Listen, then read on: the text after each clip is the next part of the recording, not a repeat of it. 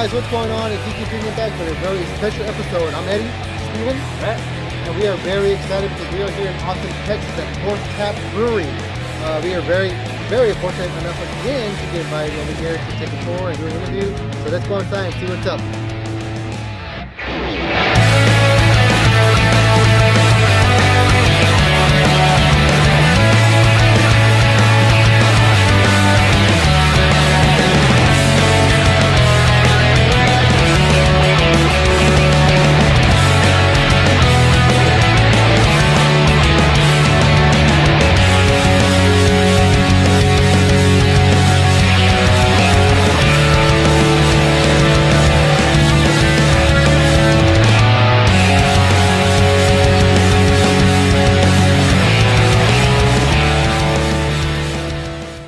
Hey guys, it's Steven here.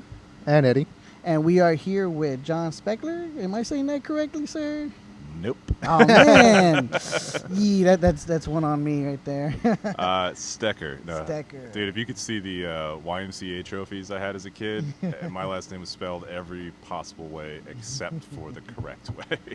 Oh, okay. Yeah, no, you're good. No All worries. right. No, so anyways, it's Geekin Drinkin here. We're here at Tap Brewery in Austin, Texas. So For a very, very special episode. We are sitting in another road trip. we're sitting in the in the warehouse where they brew the beer, and we just took a tour of the the brewery, of the tap room, and got a little taste of what goes on here at a Tap, and I mean, I thought it was pretty awesome. Oh, it was amazing. Especially the wrestling ring in the back. I think the majority of the tour was spent over by the wrestling ring. Yeah. Yeah. Because it's, there's a few things that we do differently, but a lot of the equipment side of a brewery tour, you've been on one, you kind of a fermenter's a fermenter, right? Yeah. Yeah, but don't let it take away. I mean, I'm still very much interested in the brewing process. And you do have a wonderful tap room here. Like I said, when I first walked in, I was just like, wow, like one thing I look for in a tap room is, just to kind of see myself hanging out and chilling here, and I definitely could, for hours, I mean. Yeah, we got lucky with the space because that room was kind of already existed from the previous tenant. So we, ripped out a ceiling, put some lights up, painted it. And we really wanted to spend time making sure that our tap room felt very comfortable for people to hang out in. We knew that we wanted to be a community space, kind of like a local spot for people. So we've got a whole lot of neighborhoods like around us and a whole lot of businesses like right next to us. Yeah. And are you guys also family and pet friendly as well, or?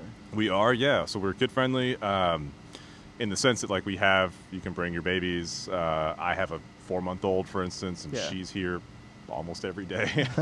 I mean, I can't guarantee that the programming at the brewery will be kid friendly after a certain hour, but for the whole, on the whole, we've got games for kids to play, and we're cool with dogs as well. Until we're told otherwise, we're not sweating it. Yeah, and I think pretty much every brewery that we've ever visited has been pretty much family and pet friendly, especially pet friendly. I mean, I'm just so amazed right now of in San Antonio and in Austin, how many people are adopting, have pets, and just bringing them out like if they're their own kids. It's kind of, oh yeah, they are. I know, like my, some of my family members who are a little old school are like, those are not your real kids. I'm like, yeah, they are our family. They're part of our family. Yeah, exactly. Just because they're not human doesn't mean that we don't care or love for them. Except for my cat, because he's an asshole. Well, cats are, that's a whole different story. Yeah, that's a whole different. This brewery is not cat friendly. No, I'm just kidding. So, yeah. Again, we're here at Tap Brewery in Austin, Texas. Just want to give a little, got some brews here with us. What's everyone drinking? It looks like we're all about drinking the same thing here. It looks like we're all drinking Can You Dig It? Trust me, and I'm digging it. Yeah. This is our amber ale that we released last year. And, a lot of the ambers we found on the market that were coming into Texas were just too sweet for our taste. It was almost getting like that caramel candy quality to it, which we're not into. When we approached this beer, we wanted to make something that was more balanced, had a bit more of a hop presence to offset the Can y'all hear that? Is that coming through on the mic? Yeah, no, I'm about to say that. If you're hearing that banging on the noise, they are in the process of working here in the brewery. So just it's all good. No matter what, it'll come and go. But we could. So there's to explain that, like so many. You design a system, you're like, oh, it's going to be great. Right? Professionals are putting this equipment together, they're designing the equipment, fabricating the equipment, and then it gets here and you realize that there's a design flaw, and that as the grain is coming through our grist case into the mash tun, there's basically steam backflowing into that area, which causes the grain to get a little wet, which causes it to stick. And so they use a hammer to bang on the side of the grist case to get it loose every time. Yeah, no. Little things, Hope it's a soft hammer, and that, It is, yeah. It's a very soft hammer, but it does the job. Yeah, no. It's all good. I mean, like I said, if we had our old mic, it'll got it. Yeah. But we can still hear, but it's all good. Hey, but we understand the same thing. Just right before the podcast was airing, we were having some audio trouble, but we got it figured out right now. So and again, it's just playing with the equipment, messing with it, and seeing what works and what doesn't. Yeah, exactly. So you got it. Everything's got its quirks. But so with this beer, we wanted to do something a little more balanced, a little more hop presence, but still have that good malt character. Yes. And we're it took a couple iterations to really dial it into what was working for us. But since then, we haven't touched the recipe. We love it. This is my go-to beer. Oh, this was the first one that I tried from you guys. I think in San Antonio, I can only find 3 of your beers, maybe 4. Okay. This one, the Can You Dig It, the Kung Fu Robot, which is an Scotch IPA. Ale, yeah. and then I think you guys have another IPA. It's in a pink can. The Brewed IPA. Yes. Yeah, the Brewed of Oliva. We just released that one, so that was a one shot. You know what? No, actually, it was a stout that we found. Oh, the Bricktop Porter? Yes. The Backcountry. Backcountry. Sorry, Bricktop was one we did 3 years ago. So Backcountry is that's a coffee stout. And we actually partnered with a boutique roaster? I don't know. Up here in North Austin called Wild Gift Coffee. They make, it's a small team, like 4 guys, and they make amazing coffee. And they don't normally make cold brew, but we approached them, so we'd worked with one of the guys previously at his previous job. Mm-hmm. Excuse me. And so we hit him up and we're like, hey dude, we're going to be doing our coffee Backcountry again, our coffee stout. You want to, collaborate on this one again? And he's like, well, I don't work at that brewery anymore. I now work here. And we're just like, okay, well, do you still want to collaborate? Because he's like one of those coffee geniuses. I don't know how else to put it. His name's Jared Hill. He made me one of the best cups of coffee I've ever had in my life. Mm-hmm. And awesome. So we always hit him up. And he said, well, I'm at Wild Gift now. Let me see if they want to do it. They were totally on board. So they custom roasted and then produced a cold brew, which we then infused into the... So we designed the coffee stout. We designed the stout to accept basically this cold brew coffee edition. Yeah. And then they made the cold brew coffee based on our stout recipe. And so put the two together, coffee Backcountry. That's awesome. Yeah. I said that's one I still haven't tried yet. That one and the Scotch Ale that y'all have in San Antonio. But here at the brewery, you have a little bit more selection, so I'm a little bit more excited to see what else you guys got. Oh yeah, no, we try to keep anywhere from 7 to 10 taps going here, and we try to rotate pretty fast every month. Especially this year, every month we're trying to do new things just to keep it going. And especially with spring and summer coming around, maybe something that's a little bit more to that season. Maybe, I don't know. Yes and no. Yes. We have so in April we're doing a fruited variation on our brewed IPA. We're taking orange and infusing that into the brewed IPA to make so we're really so if you're not familiar with the brewed IPA style, it's a newer style coming out of California. It's been embraced by a lot of breweries here. I'm not going to say it's been done well. I think a lot of people rush to market in order to be first. Yeah. To the disservice of the style, which is unfortunate. But we spent a long time on ours before we released it, almost a year, with iterations coming through our tap room. Before we canned it, we spent about a year on the recipe. And once we got that done, it's supposed to be so it's supposed to be, really highly carbonated, very effervescent, very dry. I mean, like a brut champagne. We think mimosa is kind of our inspiration. So for the first fruited variation, we're obviously going to be putting orange into it to really double down on that idea, to see if we can get between hops and orange and the carbonation and dryness. Yeah. And then if that works, we're actually going to be, I think the plan is to launch like a brunch, kind of like beer brunch, where you come in and get like, instead of mimosa, you're drinking instead of champagne, drinking a brewed IPA, and then our IPA. food truck here, which is it's a new permanent food truck that we started working with, and they also do Belgian waffles. One of the owners is from Belgium, so they were gonna make out some authentic waffles, and and that's what, Backdraft? Backdraft Pizza, yeah. So they used to be out in Bee Caves, and they relocated to our brewery, so they want to be closer to town, and so they're here all week. I think right now they're serving Thursday through Sunday, and we're planning on expanding those hours out. But yeah, because right now I could smell that pizza, and oh my god, it smells delicious. It is really good pizza. Yeah. It's really good. Going back to your beers, I know, like I said, Steven said that that we have a couple here in San Antonio that he's seen more than I have. What beer do do y'all see more sales from, or like your flagship beer that that I guess requires more demand? Yeah, that'll be Kung Fu Robot IPA. IPA Goes surprise. Yeah. That one we have to make every week. If we don't, we end up somebody gets shorted, which is never a good thing. Yeah. And that one has really been our that's been our flagship since we released Kung Fu Robot for the first time just over a year ago.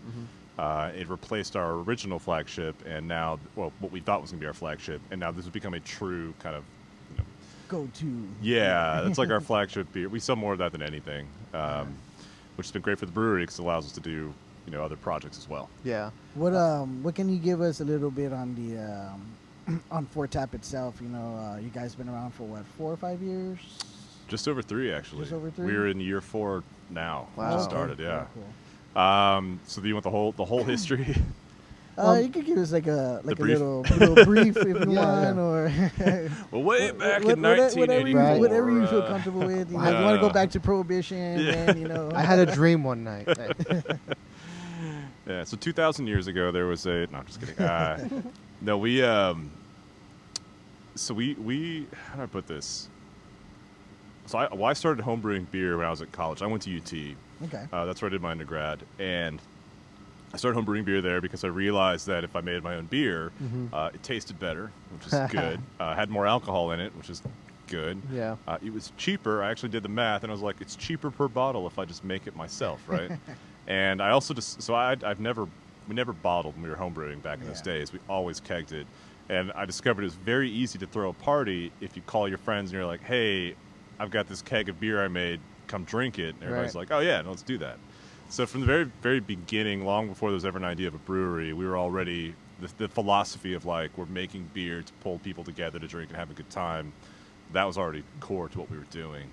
We did it for a long time, and I met Chris, who's our head brewer, one of the other owners here. Yeah. We were in a band together for like 5 years. That's how we met. And what kind of music was that band? Oh, we were the wrong kind for Austin in the in the aughts or whatever. It was we played like a kind of like a progressive rock, blues rock thing. It was like I think like Muse if it had some like had some soul in it.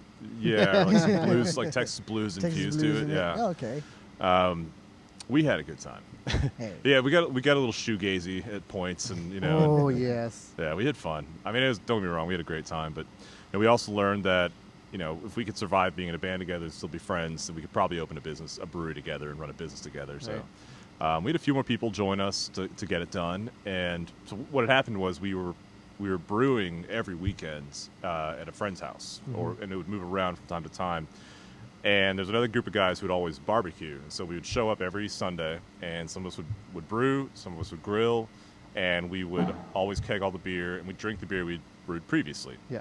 It's just what we did on Sundays. It was a party. And over the years, people started asking us to bring, like, hey, can you bring beer to our party? Can you bring beer to our wedding?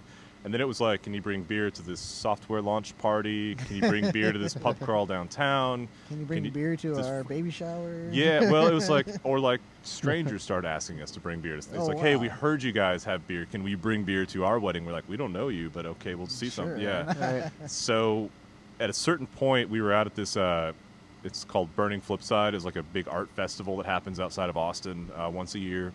And we showed up with like I forget how many, like, well, an irresponsibly large amount of homebrewed beer, right? But we had such a great response to it. That was kind of the moment we all looked at each other and were like, okay, let's get paid for this, I guess. So we had such a blast. People were so into it, and we realized how much. We looked at the schedule and realized that every batch of beer we were brewing was scheduled for an event of some kind. Something was happening. So That's cool. So we were like, let's make this legit. And so this brewery was us kind of just going legit at that point, which is good, you know. And at that time, I mean, I know, like, you know, over the years, you know, things change. The beer that y'all were brewing back then, is there some sort of iteration that you're serving now, or was it totally something different? Yeah, it's actually changed a lot. So one of the assumptions we made, kind of out of just our wanting to be different and not having a full understanding of the beer industry at the time, was what would be a great, like, year-round series of beers to do. Yeah. So we launched with a grapefruit IPA, which Long Walk, which we still make. That's now just a seasonal. Sounds delicious. And what's up? I said it sounds delicious. It's a lot of real Texas grapefruit just infused into a Cascade Columbus Forward IPA. So just huge juicy grapefruit attack. And people were mad that we don't make it year round anymore, but it still has its fans. Yeah. We also had a beer called Renewal, which is a tamarind wheat beer. So tamarind, if you're not familiar, is can be a very like tart fruit. Okay. And so we were importing tamarind from India because it's the only place we could find that had basically like free of seeds and stems and preservatives and husks and all that. And we were infusing that into the beer and getting this really great tart sour wheat beer. That's all Steven right there. Yeah. And the people who loved it. The problem we had was, I remember one time we had it returned to an HEB because like, hey, this beer went bad. Because people see wheat, they think Hefeweizen. They see wheat, they think, and so we were violating kind of what people were expecting to get. Oh, okay. And so when we said, we're like, no, it's supposed to taste like that. Oh, yeah. I see the issue there. They're just like, yeah. And then the third, It's just weird. yeah. And then our third beer, which was the three kind of core lineup, was something called Sun Eater, which is something we still make, and we're bringing it back this year, and we're doing a lot more iterations on it. But that's a gruit, so there's no hops at all, and in this case, there's also no barley. And so the inspiration was we wanted to make something with all native Texas ingredients. So we use sorghum as the base, and we use rosemary and lemon peel, and a few other tricks to make it work. But the end result is we have this like all like Texas ingredient sourced gruit, which is also naturally gluten-free, which is not our intention, but we discovered a whole lot of people have celiacs. it worked out perfectly. Yeah, and they got really excited about it. So since then, we did a strawberry version of that last year, and this year we're going to bring those two back and probably do another fruited version as well. Yeah. Oh, cool. But what we discovered is, to your original question, that the market for those styles of beers were not nearly as big as what we would need to sustain a business. Yeah. As much as people like them, Yeah. Not everybody likes Not them. everybody. yeah, it's not big enough. Yeah. So we made some hard choices about what we're going to be brewing and when, and made some adjustments. But we put those into effect kind of in late 2017, early 2018, and it's been working well for us since. Yeah. That's awesome, man. So, you mentioned earlier that, back in your college days, you started brewing home brews. Obviously, there's always a spark to that. What was it that you were first brewing when you were doing those home brews? Or what were you trying to accomplish, like, as far as flavors go with those? Well, the first beer I ever did was a Kolsch from Austin Homebrew Supply back when they were over on Burnett, like it was a little tiny shop, like kind of at Burnett and Anderson here in North Austin. I remember this guy JB is when he sold me my very first homebrew kit. Honestly, I was trying to, Kolsch was like an easy start, I think. Yeah. And I never went too aggressive with anything because I was just trying to figure things out, like how to make beer. And at this time, there wasn't a lot of, like, homebrewing was just kind of becoming a thing. Yeah. Like when I was doing it, a lot of people were like, you're doing what? You're making your own beer. Yeah. And I think I found it, like, I don't even remember how I got into it. I think it was just, like, bored one night and poking around on the internet, like, in between studying, and I saw, like, an ad for the Austin Home Brew Supply, and, like, a weird engineering part of my brain was just like, ooh, that sounds cool.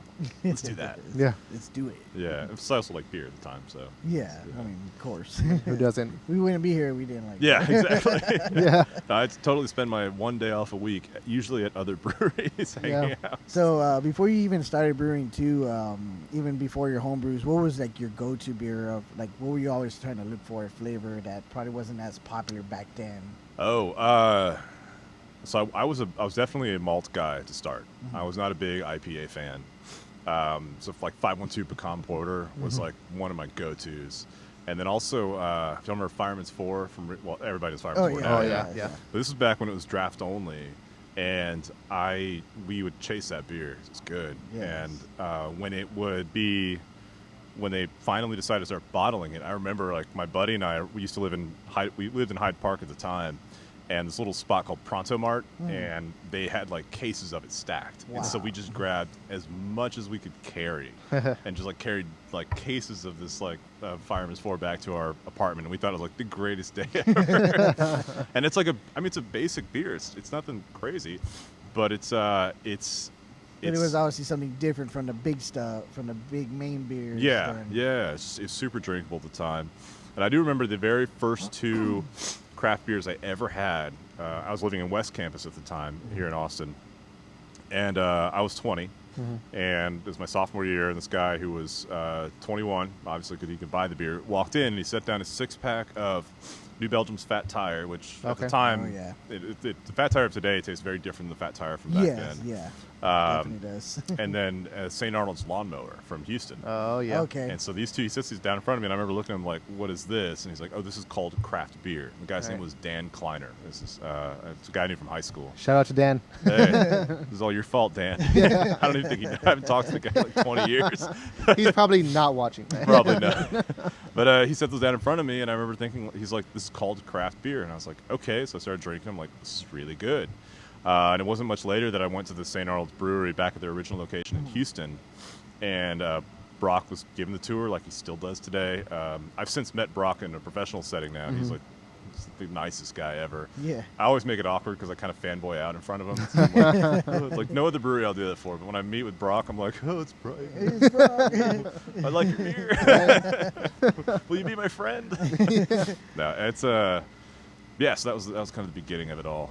So I was at the time, I was just chasing like exciting flavors. Like it's just it was to answer your original question. It was more about what's like it's not Miller Lite, it's not Bud Light. Yeah. Like beer can taste like this. Oh, that's cool. You know. So bouncing off of that, I mean, because for me personally, whenever like people ask me, or if because for me, whenever I talk to somebody new, or I'm just like, one of the first things I ask them, I was like, do you like beer? And some people are like, no, I just like liquor or whatever. Some people are like, I like beer. I'm just like, do you like, I ask them, what kind of beers do you like? And, Dos Equis. I'm like, well, do you like craft beer? And they kind of look at me with that craft beer. Oh, you're one of those? I'm just like, come on now. I mean, and I try to always explain to people that, it's not just, a beer. It's not just like, like an expensive beer that you buy. It's, there's flavor, there's love to it. There's a whole community behind it. Yeah. You're not just drinking it to get a buzz. Yeah, there's more there. That's the main thing. And I guess my question is like, what's been the biggest challenge you face as far as trying to get craft beer to the general public? Because I mean, like it's hard to compete. Like you go to the stores and you see like half of the beer aisle taken up by these most of the shelf space. Yeah, most of the shelf space taken up by big breweries. Yeah. And the craft beers are just kind of like pushed off to the side. I'm always in that little side, you know. And I'm just like, come on, like I mean, it's gotten better for sure, especially in recent years. It's got like the idea of craft beer has gotten a lot better for people. It's the challenge is really that when like if somebody doesn't want to try craft beer, you can't force it on them, right?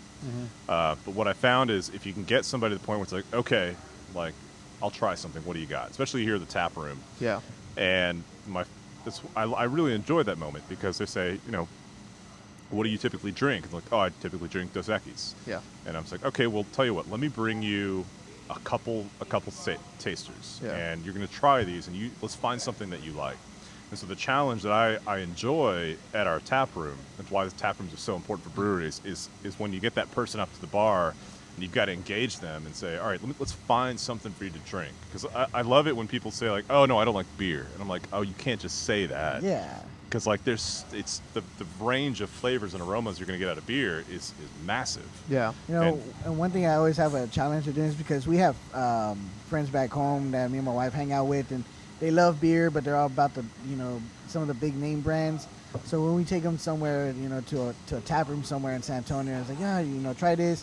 Look, try this flavor. It's similar to what you like, and most of the time they're just like right away, just like, nah, not for me. Nah. See, It's just like, come on, man. Just, give it a try. Just give it a try. So what I find is, especially in those situations, you really need somebody on the other side of the bar who's going to say, hey, man, like, let me guide you through this. Yeah, like, for sure. Give me a chance here. Let's try to find something you like. Give me your hand and let's take you on a journey. Yeah. It's like, it's okay if you don't like everything I'm going to put in front of you, but I guarantee something that we have here is going to speak to you. Yeah. Yeah, it's gonna enlighten those taste buds. Yeah, a little bit, yeah. See, the thing is, like with me, like I said, when I first tried craft beer, I was like,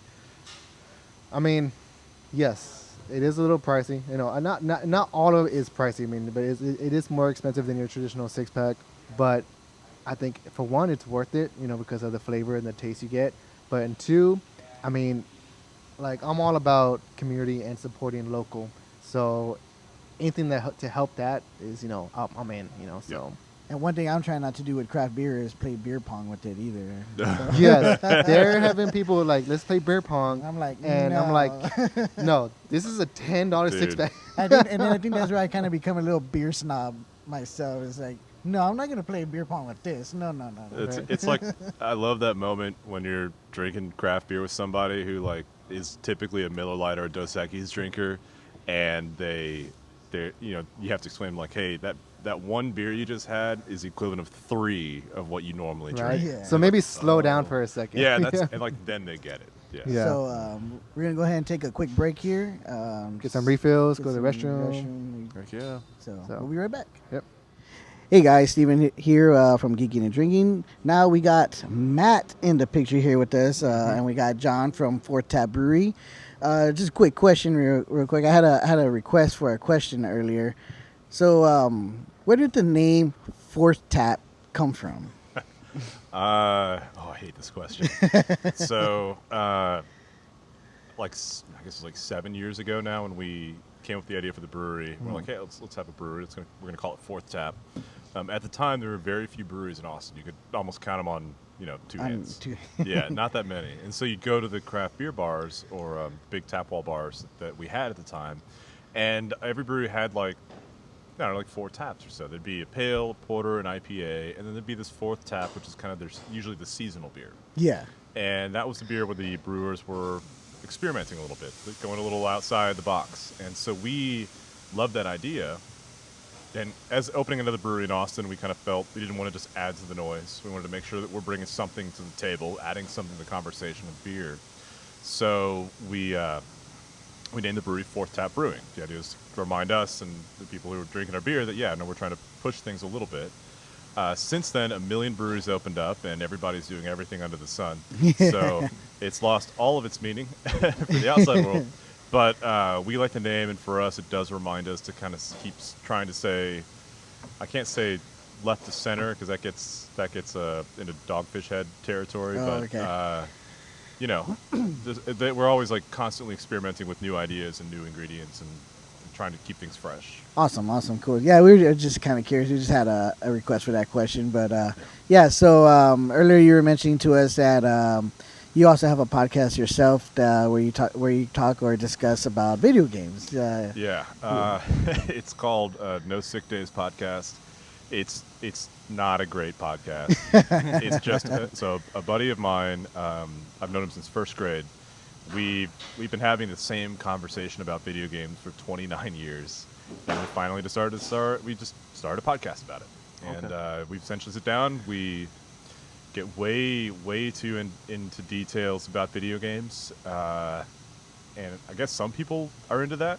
Well, speaking of some people into that, that's where Matt comes in. Yep. Yeah. We have a little segment on our show that we call Game Chat with Matt. Yeah. And he discussed, any video games that he's been playing lately, any kind of new stuff. So I know he had some stuff that he wanted to discuss with you about it. Okay. So, and this is kind of my little snooze area. So You get to enjoy your beer. yeah. Yeah. So of course we were talking about Anthem before we started the interview. Yep. Discuss what we liked about it, what we don't like about it, and what we hope to improve on. So I guess we just capitalize more on that. Yeah. What more did you like about the game? Anthem has been like the controversy, I think, in video games right now.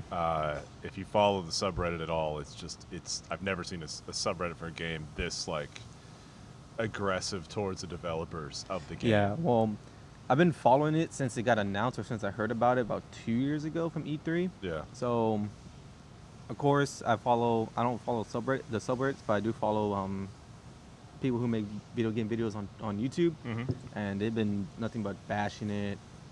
Just, of course, bashing the developers, BioWare, and then, of course, EA. Yeah. It's like EA's putting their too much hands into it. We're not sure how it's going to be in the end game, so it's kinda just... I mean, there's a whole just that piece right there. There's a whole controversy about was EA coming in and telling them like, hey, you've got to jump on this, like microtransaction monetization model where loot grind kind of. So a lot of people thought EA was doing that. In this case, and BioWare is one of my most favorite development companies. Back in the day, they've made some of my favorite games of all time. And so when this game came out and you look at what EA gave them, they gave them 6 years. And Yeah. I forget who said, quoting somebody, and they were like, that's basically a blank check to a developer. If a publisher's like, here, you get 6 years to develop this game, I mean, they've let them do whatever they want. Wow. And so I hate saying it, but I feel like the fault in this case does lie with BioWare. Yep. Yeah. That's what a lot of people are feeling with it, and especially the reviews I played. I mean, the reviews I've seen, and from my own personal playtime with the game, probably had a good 20 hours of the game from the time I bought it till now. My biggest complaints is, there is microtransactions, but it's not as heavy as other EA games are, like Battlefront 2 when it first released, or when it was gonna release. Of course, in the glitches, I mean, BioWare has been known for their glitches in their games, especially Mass Effect Andromeda. Yep. I mean, I've had Anthem crash on me. Like I started a thread. Literally, it was just like the Anthem crash party. It was like, hey, comment when your game crashes, and people were like, game crashed, game crashed. My game crashed a few times. And I'm like, this is times when I was like, there's one time I was doing a mission, it crashed on me. I was like, all right, I'll exit the game, just jump right back in. It gave me the option to. Right when I jumped back in, it was like, I was in a private. Your game's in private server. I was like, I just got off after that. Private server. Yeah, and it's unfortunate too, because BioWare, they have a talent for making these incredible single player games with incredible narratives and really immersive settings, and then they release this game, and I mean, I beat the story playing it part time in like less than a week. And I think I have like a mission or two to finish the story, so it's like it's a it- short story. Very, of course, you get to and you're like, that's it. yeah. And of course, they say they're gonna release free DLC story mission, more expanding more on the story, but we'll see how that goes. Yeah, I mean, I just wish companies would just release the game. Like don't break parts of the game off as like DLC content. Just release the game. Yeah. Like put it all in there. Just do it already. Yes. There was one game that did that, Destiny. Yeah. Destiny 1 and Destiny 2. Yeah. Of course, they say, oh, we're going to improve on this from Destiny 1, have more content. It was the same game. Yeah. Same game, literally. Same thing. So it was kind of just frustrating. But I'm glad that to have on PlayStation 4 player, it was free at some point. So I'm glad I got it for free. So That's how I played it. I popped up for free one weekend. I was like, all right, let me grab it and just see what's up. Yeah. I'm glad I didn't pay full price for that game. At first, I paid full price, so I was like, No. I traded in. It's cool, whatever. But but to Anthem's credit, so I do have some hope for this. We were talking about this offline a minute ago. The core mechanic to Anthem is still like it's super fun. I mean, at the end of the day, like when the server's working, you're like not even getting into how all the power scaling works because that's a whole mess. Yeah. I can't even begin to pull that apart. Everybody's discovered like it doesn't make any sense. Yeah, it does. But when you're in the moment, you're in a fight with other people and it's fun. It feels solid. The game plays solid. The shooting mechanics are solid. Like that part is fun. And so my hope is that, given time, we might see like a No Man's Sky kind of thing where it's like a year later they're like, okay, no, now the game's actually done. You should actually play the game now. Yeah. I mean, I have a couple of friends that play No Man's Sky that have been wanting me to play it. Yeah. When it first came out, when I first heard about it, my friend showed me a trailer. Oh man, it's like a space exploration game. You're unlimited to what you can do. And then once the game slowly started to like in the months slowly started to count down to where it was going to come out, things just started falling apart after that. And then the game came out and it was just a big old mess. Oh yeah, it was. And that turned me off a lot through No Man's Sky, but now I'm seeing it. They finally have 4-player co-op. The new 3 big updates are finally going to release multiplayer the way they promised. If you haven't seen that, yeah. Oh, really? Yes. Oh, dude, I haven't even been paying attention to No Man's Sky for a long time. Yeah. I just wrote it off at a certain... Boom! Yeah. Dude, But yeah, they're going to release 3 big updates that soon, once their updates are released, it's going to combine into one gaming package called No Man's Sky Beyond. Okay. So the first update is going to release is for existing players right now, or it's going to be competitive multiplayer, and then the next 2 are still just to be announced. So Awesome. So just, if you're ever interested in No Man's Sky again, just be sure to check them out. It's still installed on my PlayStation technically. Okay. I keep an eye. I see the updates come through every so often, but I'm like, hey. But other than that, what other games are you excited for? Have you been playing other than Anthem, stuff like that? I've been playing Apex Legends, the new hotness. Yes. The new battle royale game. I have been playing that too. My opinion, it is way better than Fortnite. When I play Fortnite, I completely trash at it. I mean, I'm not too good at Apex right now, but I'm decent at it to the point to where I can play it by myself and with friends. With Fortnite, I don't want to play with friends, and at that, I don't even want to play it. Yeah. And I don't know. I played Fortnite just a couple times, and it's like, it just didn't. So that's why I wanted to ask a question. So, what kind of genre do you call Fortnite? Or, Battle Royale. Battle Royale. Yeah. Shooter. And I know he's not a real big fan of Battle Royales. How do you feel about that? About that kind of genre, I guess. If it's done well, it can be fun. I mean, because like PUBG is one of the ones that I was initially familiar with, and I don't know. I enjoy the fact that because I've played FPSs back in the day where you get down and like one person's on this side of the map, one person's on this side of the map, and maybe 30 minutes later you somehow find each other and finally finish the game. So I like the fact that it keeps forcing you in, and I also like how it's it just kind of throws everybody in with nothing. And it's like, all right, now figure it out, go. Boom. That's fun, and so I enjoy the genre when it's done well. And one thing I think that Apex has done well is when you start a game, you get into it.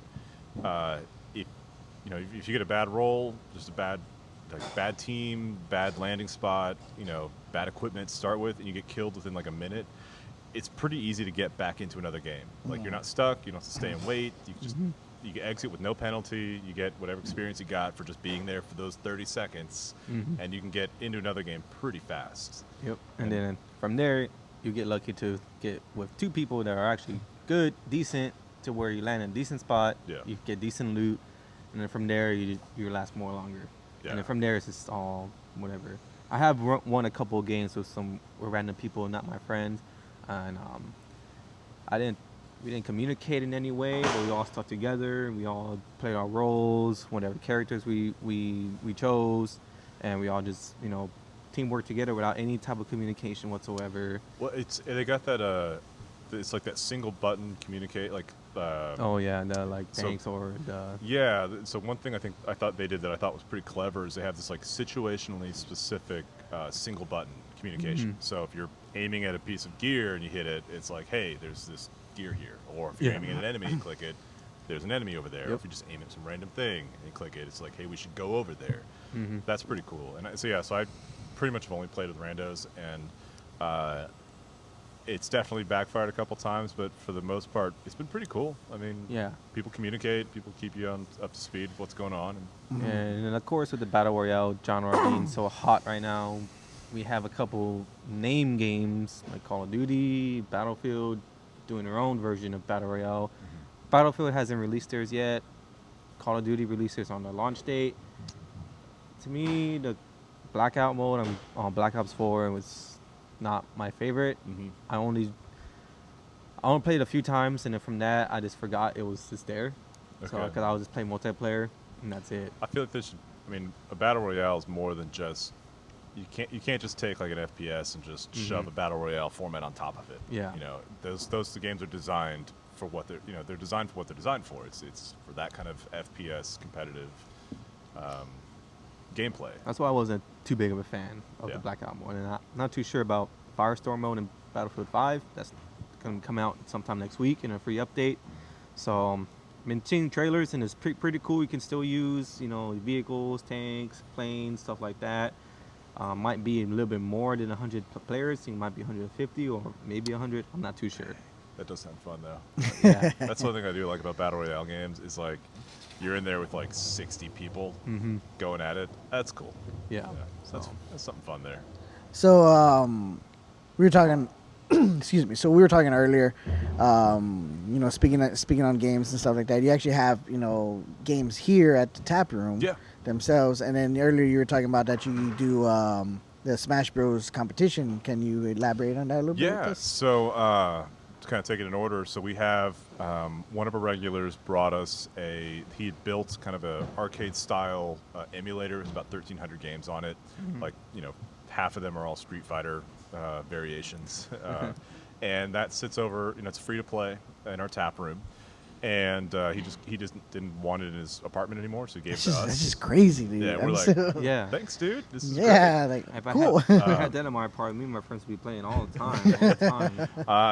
People do here, and then we also have a friend of ours works at a indie game distributor called Devolver Digital. If you're familiar with Broforce or I think Geometry Wars was something they released. Or Geometry Wars. I think Geometry Wars is on the list of games they gave us. So like Broforce, Hotline Miami. Do you remember any of those games? A lot of these are like indie games you find on Steam. Typically. Yeah, no. For me, the last game I ever played was on the Atari, but. So they gave us what. So when they had these big video game expos, like distributors will show up, put up a big booth and big fancy stuff and demo all the games they've got to get you hyped about it. And so they gave us their old like conference game expo setup, and we threw in like an old couch and a coffee table. So now we have this little setup in our brewery tap room. It's called like the living room at Fourth Tap, brought to you by Devolver Digital. And so they gave us their whole setup, decorations, and everything. And then the best part is they gave us a Steam account with every game they've ever published. Wow. So I saw that, and I saw Brawlhalla on there. We got Brawlhalla on there. Me and my friends play Brawlhalla all the time. I recently just got good at it to where I can beat them all within like at least 2 games. So I'm when I win, I get very hyped because I always be the first one to get eliminated. There you go. But now that I'm winning I'm just like, got my bragging rights finally. So we've got that one too. Yeah. So basically, you can hang out in our tap room and play any game they've ever released for free. And what we have happen is like, it's kind of like going to your buddy's place, sitting down and playing video games. I mean, we've got people who will post up in that little spot for hours and hours, just hanging out. And then about the Smash Bros thing, so we work with a group called Smash United, which is a esports league or esports like they're not a league, esports company, I guess. Here in Austin, and they like sponsor esports players. So you can get, like, if you're professional, you can get sponsorships from them. Oh, cool. Wow. They host this weekly here at the brewery for the new Smash Brothers game. And we get between 60 and 80 people show up every Monday, which is pretty wild. I think part of it is this is a seeding tournament. If my understanding is this counts towards, I could be wrong on this, but I'm pretty sure this counts towards, like, a player's overall score. So if they want to get an invitational to, like, the championships, like, these are, like, the tournaments you want to be playing in. And I know Smash United is also, like, they're always scouting for players to sponsor. So if you're showing up every week and you're just crushing it every week, that's a good way to get a sponsorship. Get a foot in the door. Few friends who live in Denver right now. They go to this weekly Smash Bros competition. My friends Frank and Isaac, and my friend Frank recently got his girlfriend Sid in 2 games, so now she's competing in competitions now. So they do that up there. They tell us, oh man, we advance, or like or one of us advanced like almost the final round. And wow. So it's good. Yeah. It's interesting to have that, and then y'all have that something similar here. So yeah, we were just blown away by the turnout. I mean, I figured it was gonna be like 20 people maybe, and apparently it's one of the largest friendlies or largest weeklies that's happening here in Austin, and I think I don't want to say outside of that. I've heard in a larger area, but I don't know for certain. But we've even had players, pro players, fly in from. I think we had a guy flying from Nevada once just to compete. Yeah. I mean, it's a big thing. It's a lot of fun. It's a fun night. It's a whole bunch of people just hanging out. So on average, how many people do you actually get here for that competition? For the Smash Bros. It's like 60 to 80. 60 to 80? Yeah, wow. That's just a lot of people. Yeah. And you were saying that you were expecting like 20 or something like that? And the crazy thing is it's every single Monday, which just goes to show how popular these games are. And I mean, esports should be taken seriously. They should. And for me, that's kind of like not crazy, but I guess amazing, like how, when video games first started, you had, Ataris or whatever, Nintendo, Super Nintendo, Sega, and then now you got all these other game systems, and it's just like they have all these competitions for them. And I was reading an article the other day saying how even some high schools are taking it as a like an extracurricular, I guess, like a sport thing. Like you could join the team and then play it. I'm like, wow, it's awesome. I wish they had that when I was in high school. in high school, when I went to high school, my senior or junior year, I think it was my senior year actually, we started a video game club. Really, all it was just somewhere we all can just go hang out at school in one of the classrooms. Teachers would be administrating it, and then we'll just be playing Smash Bros, Mortal Kombat, Halo. They recently just allowed us to play Halo. At the time, they recently allowed us to play Halo just because it was rated M. They're like, right now we can only just do rated T games just because you don't want no shooting or anything like that. Unless you played Mortal Kombat? Yeah, I was going to say, they let you play Mortal Kombat, but not Halo. Right after they allowed us to do rated M, we started playing Mortal Kombat. Marvel's Capcom 3, which is my favorite fighting game right now. So. But yeah, I mean, we had that in high school. It was pretty fun. It was a place where I can go, hang out with my friends. We'll go get snacks real quick, come back, play games for like good 2 hours, and just leave back to home and start playing games back at home. So. It counts as a school activity. Yeah. Yeah, it's weird. So that would be kind of cool, because like I said, my son just recently got into video games. He plays Minecraft on his iPad. We got him a Switch a year or two ago, whenever they first came out, or kind of were big, and it was like the hot item to get for Christmas. So I told my wife, like, why don't we just get him that and see how it goes from there? And so he's like, look, Dad, I just got this new character. Look, Dad, I just passed this level. I'm like, whoa, like, okay. And then we downloaded the Fortnite on there for him and got him a packet and everything. And he's like, look, Dad, check this out. And I'm like, okay, like that's crazy. I cannot wait for so my baby girl, Arden, she's only 4.5 months old, but like part of me cannot wait for her to get old enough to play video games. That's what I was saying. That's what I was saying. Enjoy it now, but you would probably enjoy it a little bit more if you get her into that, it's not like even pushing it on her, it's just like, hey, look, video games, and boom, hey, there you go. And, so it's cool. You should totally play this. So it looks like we're getting some pizza here delivered to us. Heck yeah. Woo. Thank you. Thank you. All right. You. So this is from our pizza truck, Backdraft Pizza. Okay. Well, not ours. It's the pizza truck we've worked with here. Slide that in. Yeah, So this is Backdraft Pizza. Yeah, like a Neapolitan style pizza. What I love about this is the crust it's like that perfect kind of crunch on the outside, but then you got this chewiness to it, but it's not too chewy. It's like the perfect amount of, I don't know. It's a good pizza. It looks good. It looks really good. Look pretty I'm gonna good. take a piece right here real quick. Good, man. Ooh, it's pretty fresh. Pretty fresh. Yeah, it cooks like real fast, and then they How is that, Steven? we should get some napkins or not. Oh, that's really good. Just use your clothes. Just be careful. Might take a slice too. Yeah, mine right there. High quality podcast content. Yeah, Eating pizza. and drinking beer. I'll get some plates there in a minute. We got some So, in the back room. Yeah, but It's a good pizza. Dang. yeah, it's really It really good, is really good. delicious. Again, guys, we're here at Tap Brewing Co-op in Austin, Texas. If you haven't been here before, I suggest you come check it out. It got a real cool tap room, real good pizza food truck outside, Backdraft Pizza.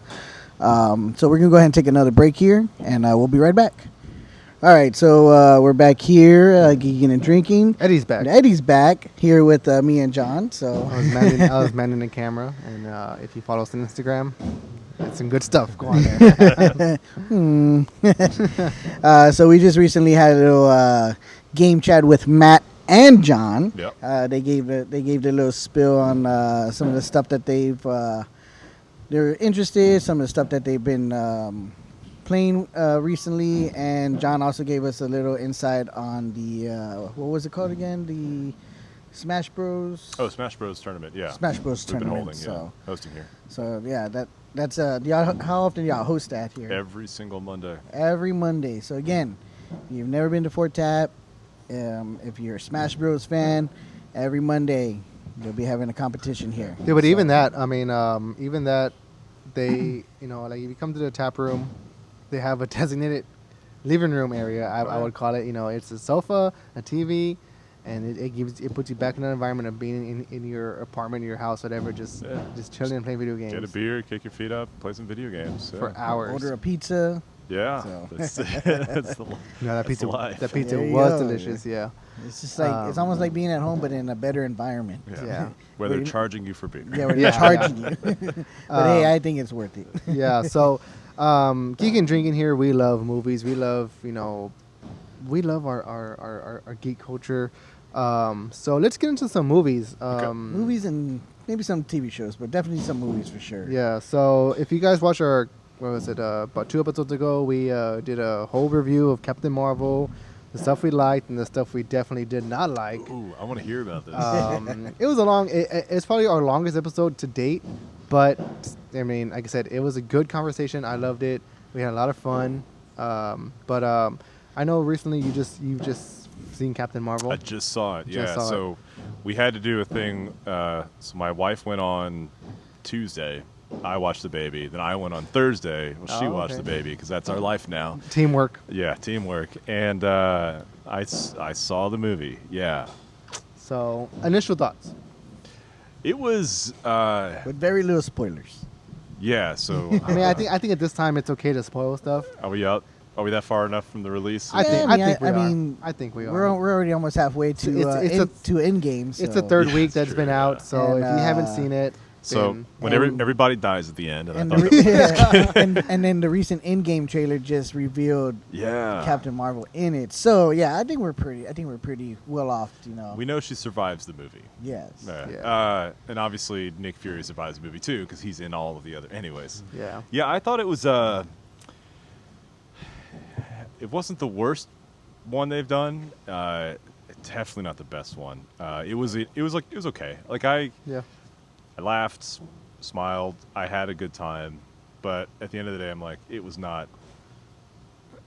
How am I trying to put this? Like, yeah, it's all right. It's like I want to be like, yeah, it's all right. It was fine. It was there. Yeah. Yes. It's, Was it or meh or oh? say meh. Meh. Okay. Yeah, We'll go pretty with meh. much. And now it's also important to clarify, from my perspective, I'm not familiar with the comics. So Okay. I'm coming into it without preconceived ideas about how these characters are supposed to, for instance, lose an eye or gain their powers, or how certain things are supposed to play out. And so I'm not like as biased as other people would be about that. But even still, that's why when I'm coming to, even still without those biases, I'm still just like, like it was. Yeah. Yeah, and even I think I really enjoyed it. I mean, obviously, one thing that Marvel's always done in every single one of their movies is that comedic relief, in every one of their movies. So this one had a lot of good funny moments in it. So which me and my son enjoyed. Yeah. I don't know about you, but me, growing up in the '90s, I very much enjoyed the soundtrack. I was just about to bring that yeah. up. I was like, So- how was the '90s thing for you? Was it too much, or was it just? I mean, all right. I mean, well, it's tough because I grew up in the '90s. So for me, I'm like, it just felt familiar. And I was just like, yeah, Yeah. it seems normal. Right. This is- Was there like one song? You're like, I like No particular Doubt. That was just like, oh, I like that song. Or I can't believe they're playing that song because for me it was the No Doubt. that one surprised me. I mean, it wasn't out of. It was a little out of. Well, Say it. It's okay. little You can out of say place, it. yeah. It was. That's exactly my Well, thing. I it was was. like, I liked I it, think it but was a it little was- out of place where they put it. yeah. but the song but- definitely should have been in the movie. Yeah, I mean, Yeah. for it being a superheroine movie, a female superhero. Yeah. I think it fit well for her, for Captain Marvel. Yeah. So I mean- that's why I kind of enjoy it. And plus, again, me being in, growing up in the '90s, I was there at the Tragic Kingdom tour. So Oh yeah. I mean, I remember when that album came. Yeah, I mean that's all. Like, that's the '90s is when that's when I grew up, and so I think a lot of it in the movie I was just kind of like it almost. It didn't even stand out to me because like that was normal. I was just Yeah. like, yeah, this is the song you'd play here. This is how they would dress, and this is what they would do. Yeah. And what about the whole file downloading part? Oh, dude, that was hilarious. Okay, that was funny. They're Yeah. like, what's it doing? It's loading. It's buffering. Yeah. So, yes, I'm glad you reminded me about that. There was a lot of like small jokes, and I did enjoy those moments. I mean, a whole bunch of like funny jokes doesn't necessarily make a great action movie, but a lot of those moments were pretty. I mean, like I said, I laughed. I Yeah. enjoyed watching the movie. I'm just not gonna sit here and say it was no Winter Soldier. Let's be clear. Oh, okay. yes. Yes. So speaking of Winter Soldier, have you recently seen that they did they just posted a behind the scenes from the fight scene under the bridge They did? that wasn't CGI From Winter from Soldier. Did No, it? I didn't. No. So people were going crazy about it because even before they're showing the raw footage pretty much before the CGI and all the editings, and it's still a really badass fight scene. So Yeah, I mean, where he was flips it? he flips the Oh knife. yeah, and no, I know it's just exactly what you're talking about. No, So I that's- mean, was it Sebastian Stan and Yeah, Chris it was Evans? Sebastian It was Stan them? and Chris Evans. Wow. That's why I love that movie so much. Yeah. The Oh, action dude. choreography in Winter Soldier is amazing. And I Yes. forget the Ooh. guy who. I want to grab my phone and pull up IMDb to figure out who it is because he's done some other stuff that I thought was really really good. Yeah, the action choreography in Winter Soldier was like next level. Oh, yeah. So good. Obviously, that's got to be my favorite MCU. Captain Marvel movie. Probably even definitely my top 3 MCU movies for sure. The Winter Soldier. Winter Soldier. Oh yeah. So I mean, if you get a chance, I suggest to go look for that raw footage, and it's still it's gonna make you want to watch the movie again. It's just like, oh my god, I No, want to watch this. definitely, definitely. So I mean, jumping off of that, I mean, we just got a couple of trailers for Avengers Endgame, which everybody's so excited for. On a scale of 1 to 10, how excited are you for Endgame, and are you gonna go? I mean, I was already a 10. I mean, yeah, it's just. I mean, you don't have to show us anything. Just That's how. Yeah, I'm like, it's cool they release trailers. Like, it doesn't. It's one of those like you don't really need to spend the money on the trailers because we're already gonna go see. Yeah, we're it. gonna go see it. Just like those of us who are bought in are like, just showed Avengers Endgame by itself with not even any footage. I'm still gonna go watch it. yeah, just let me know when it's out. Yeah. Now, I guess some people want to see the trailers and get hyped up for it, but yeah, I'm watching the trailers. One of the guys who works here, our other business partners who runs our cellar and packaging, he's like, if the trailer comes on, he turns away, like closes his ears. Oh, okay. He wants nothing. Like, and the thing is, sometimes I'd be like, okay, that's a little too much. But I'm like, I get it. Like, there are some movies I'm just like, I'll see it. I don't need to watch a trailer. I'll watch it regardless, But yeah, I get it. But I'm too excited for Avengers to just not see a trailer. Yeah. I want to see every little thing I could see. I'm also one of those people that just love the anticipation. I love, I'm waiting for in 2 weeks because in Chicago they're having Star Wars Celebration. Okay. I'm a huge Star Wars guy, so I'm just waiting for them to drop the trailer for Episode 9. You're welcome. I cannot wait. Is that in 2 weeks? We get the trailer for Episode 9? April, yeah, the first week of April. Yeah. I believe we're gonna get the trailer and the official title for it. Oh yeah, yes, they and haven't the title, even released a title for it. Can I flip the interview around and ask you all some questions? Yeah, definitely. How did you feel about how they handled Luke Skywalker in the last movie? I was shocked. His whole grumpy kind of attitude was warranted. I get it. For some people, they're like, "Oh, that's not my Luke Skywalker." I'm like, people get older. Not my Luke Skywalker. People change. He's yeah, I get where he's coming from. I just didn't expect they would kill him off. Yeah. The way they did, but in other words, like, we get those Force ghosts, so it's not like he's completely gone. He's still gonna have a presence. Sure. So yeah. I'm okay with it. I could have definitely done without the sea creature milk scene. That's for sure. I think we all could have done without that. That was not that added nothing to the movie. Yeah. I actually liked. I went back and forth on it. I get the argument. It's not my Luke Skywalker, but it's also it's like, well, it's not your movie. It's Well, let's see. Yeah. So here's for me.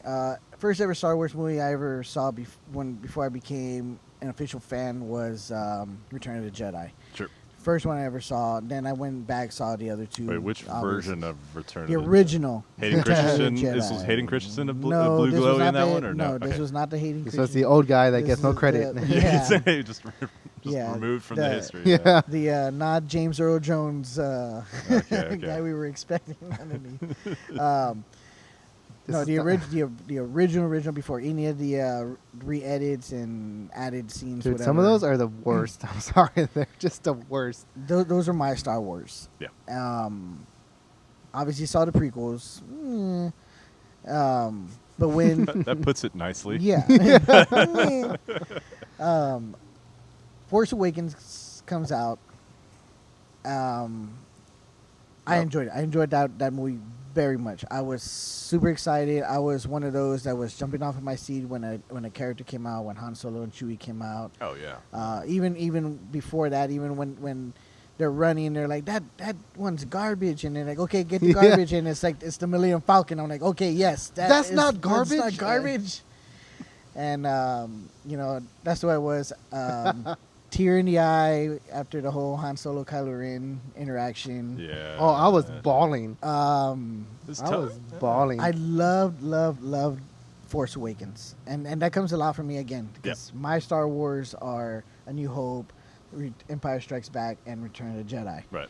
For me to say Force Awakens is one of the most amazing ones, and even though a lot of people are like, "Oh, Disney ruined Star Wars," no, Force Awakens was awesome. It was amazing, well shot. Story was good, even though people say, "Oh, it's just like A New Hope." Hey, whatever, it was still good.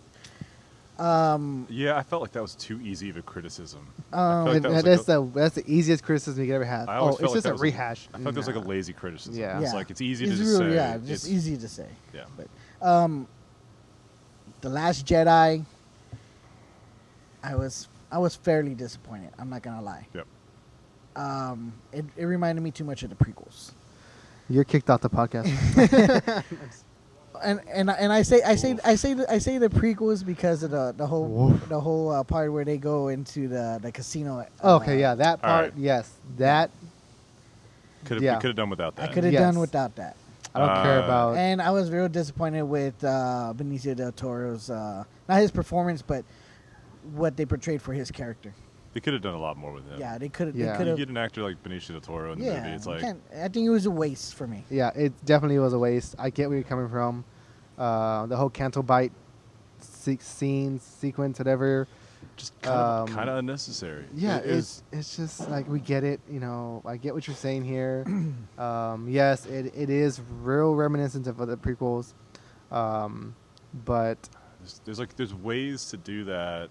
Like if they had just left out the slapstick, focused on like the darker portions of it, of that planet and what's going on there. Yes. That could have been a really moving scene. It could have been really important, but instead they chose to cartoon it up and ignore the fact that these are like arms dealers and people like with way too much wealth and just wasting it. The one thing I did like that came out of it was, like you said, the whole arms dealing, and Benicio del Toro showing Finn and Rose that like, oh look, they're supplying for the First Order, and the Resistance, and then all of a sudden you got Resistance coming up, and see, it's like everyone needs money for war. And it's just like that was pretty. I was like, oh, that's pretty dark, but oh man, that's. I feel like if they just kept that kind of tone through the whole thing, if they had made the place seem dangerous, like if when they got there, Finn and Rose arrived at this casino setting, if they had made it feel dangerous,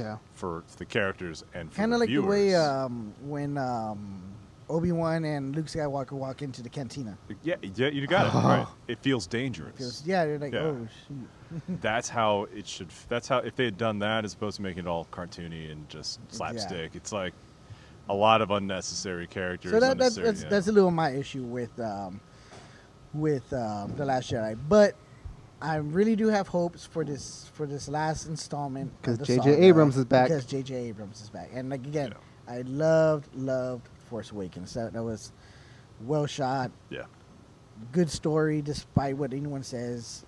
If it was recycled, but it's good. And J.J. Abrams, what I love about that is he really gets, and like I felt like he really got the feel of the original Star Wars movies, and that's been talked to death. And I know George Lucas even came out at one point and said it felt too retro or something, or I don't know. He like criticized it because it looked too much like the originals and not like the prequels, but the rest of us are like, well, that's what Star Wars is. Well, and George Lucas himself has come out to say that when he made the prequels, he made them specifically for kids. Like, wait, whoa, what? Like, these movies are for kids? No. the prequel movies. That's why it was so cartoony, was because he made it specifically for kids, despite other things that went on in it, but. I guess more for the cartoony entertainment part, I guess. I mean, like, what are you gonna like? Are you gonna go back now and take like the next Aliens reboot and make it for kids? Or are you gonna take like the next Blade Runner movie and say like, oh, this one's for kids? No, like you don't do that. Like there were torture scenes in the original movies. People were dying constantly. Yeah. Like right. Don't turn that into. Don't take that and make it because I mean after we got Revenge of the Sith is when we got the cartoon. No. We got the cartoon before Revenge of the Sith, right? The Clone Wars cartoon, which was really good. Yeah, which was still really good too. And even then, that one had more of a Star Wars feel to it. Yeah, and even Rebels had way more Star Wars feel than some of the prequels. Well, and my understanding, Clone Wars, it's like that first season they made it for kids, and they realized that everybody watching it was an adult, so then they just changed the tone. It got pretty dark. And Rebels, same thing. It started off as a kids show, but once it progressed, it got real dark. Real fast, yeah. It was more of adult oriented, and then. I mean, real quick. I mean, since we're we could talk about this right now. Yeah, oh, definitely. Welcome to our new podcast. It's called Star Wars Talk. Geekin Drinkin with Star Wars. Yeah. So, but what are your thoughts? Because one of my favorite movies from all these Star Wars movies is Rogue One. What are your thoughts on that? On Rogue One? Yeah. Oh, you ready? I'm gonna make a controversial statement. Controversial. You ready? Yes. I think Rogue One is the best Star Wars movie that's been made. Yeah, are you with me on that? Yeah, yes, totally. Yes. I love Rogue One. Dude, I'll go. I think it's the best one. Rogue One. It was so nostalgic. It was so good. The fact that we got a whole movie without any Jedi blows my mind, and just that we got this side story of something that was just originally a sentence in a crawl was amazing. And that Darth Vader was just an essence in the background. Oh, that scene at but the that end. Scene. Oh man, that is like Darth Vader to it. That is what Darth Vader should be. Yeah, that's what he was. I mean, Can I curse in this show? You could curse all you I'm want. murdering the fuck out of some people, dude. It is. That was right. No mercy. Dude, so Darth Rogue One, Vader shows no mercy. I put like basically for me, I'm like Empire Strikes Back is here, and then Rogue One I like put just above it, And Solo? It was cool. It was entertaining. It was entertaining. I enjoyed watching it. It was there. It was there. It's yeah. fun. Yeah, it's not Harrison Ford. It's It, okay. it had its moments though too. Yeah, again, it wasn't a terrible movie, and I. But for me, okay, so just like the way Rogue One was, Darth Vader was a background character. I knew they were gonna bring somebody out, and when they finally revealed it, I was super excited for it. You're talking about The Darth Maul. Oh, you were my excited about Darth Maul. God, I was. All right. I saw that and I was like, Just yes. because of the way he was portrayed in The Phantom cartoons. Minutes, and he was just like, okay, whatever. This guy's looks all badass, has this badass fighting style, and then boom, he just dies. Yeah. What? It's kind of like a not. Well, I mean, I think it was the Clone Wars really fleshed that character out, right? Or was it Rebels? One of those. No, Clone Wars. Clone Wars They really brought him fleshed back him in, and then. But yeah, I think Rebels really fleshed him out so good. Yeah, And then Rebels. As far as being like a leader of the underground. because apparently he didn't die in the movie. Apparently he dies later on Tatooine with Yeah. Obi-Wan. And Which is honestly one of the best things I've ever seen in my life. that is pretty cool. The way they had that fight, it's just like one motion. And the thing is, like, I'm so geeking out right now, and drinking, that when they show that scene, you see Obi-Wan and he does his lightsaber pose. It's the same way he does it in the prequels, which is awesome. I'm just like, yes, thanks for the continuity. Thanks for connecting it. I love it. And just give me more of that, please. You guys want to start a Star Wars podcast? That'll be We the could. millionth one that exists. That's what I'm saying. Like, it's just like, that's why we do what we do, because we honestly, we geek about this stuff, like, especially Star Wars. I love Star Wars. Yeah. And- Again, you're welcome for that. and it's just, Do you introduce him to Star Wars? I had the original. He had the, I had he- the original VHS. He had the VHS that was And- blue, purple, and Green. Oh, wow. and then he Red, had, and red, it- red. and then he had the gold ones, which was which was the horrible. remakes. That was- or not the remakes, but the That was the first, re-edits. the first special effects one. 'Cause I had the Yes. gold one VHS, and that was like that still didn't have Hayden Christensen in it yet. That's how I like mark it in time. Mm-hmm. It was the one where they added in special effects, though, like the extra X-wings. Yeah, And and it was then like like the and then like silver that, one, because there was a gold and silver one at the That's- time. yeah, there was a golden silver one. Yeah, they actually they had extra stormtroopers, extra Yeah. just little stuff. And Wait, it- in your versions, did Han shoot first? that is the worst. No, he didn't. He didn't. Man, but no, like one of the worst after like I guess added things was Return of the Jedi when he's singing, when that thing is whatever he is singing, that The whole musical number. it is horrible. Yeah, just like why? What is this? With the question I usually ask, and when I'm watching movies, like, well, does this serve the story in some way? Like, is It this? does not. Are we serving the, like? There's a narrative that you're attempting to tell us, right? Is this serving that narrative? Is this serving the characters? Are we progressing the story? Are we enhancing the story in some way? And in that case, like, no, like I don't need to. Right? Like I do not need a close up of this guy's singing mouth. Don't Yeah. do it. I don't like it. No, this 3D crap or whatever you're trying to do, don't do it. Yeah, yeah. Oh my god. But this has been an excellent conversation. I wish we could go on for hours. But we reached the end of this, of this interview, this has honestly been a lot of fun. Cool. Thanks for coming out, guys. I appreciate Hey, it. I mean- thanks for having Yeah, us. thanks for We're having super us. excited to come out here. We're super excited that you reached back out to us when we reached out to you. So Yeah. Oh yeah. I mean, like coming up here, like there's always those nerves of like, man, because when we went to, we're gonna make fools of ourselves, or yeah, like, are we gonna hit it off with, with whoever interviewing? And trust me, we hit it off, and As long as we agree on Rogue One, I think we're all right. yeah, Yeah. pretty much. But yes, Tap Brewing Co-op in Austin, Texas, guys, check it out. They have a wonderful, and I'm not just putting this light. They have a wonderful tap room. Check it out with all sorts of games, all sorts, board games, video games. It's an excellent environment. Backdraft Pizza is on site permanently, and trust me, the pizza is delicious. You saw it being delivered here on camera, and it was awesome. It was great. They have their next wrestling event. I mean, that's one thing we didn't get to. We didn't even talk about the wrestling. Yeah, we didn't get too much man. in. We didn't actually get into it at all. You saw some footage of the wrestling ring. They have their next wrestling event on June 15th. That's right. Yep. So please, if you're into wrestling, you're into some crazy, wacky storylines, check them out. What was the wrestling called again? It was called. Your wrestling event. The name Party World Wrestling. Party World World Wrestling. Yeah, skeletons and pizza. Yes, and wrestling is real.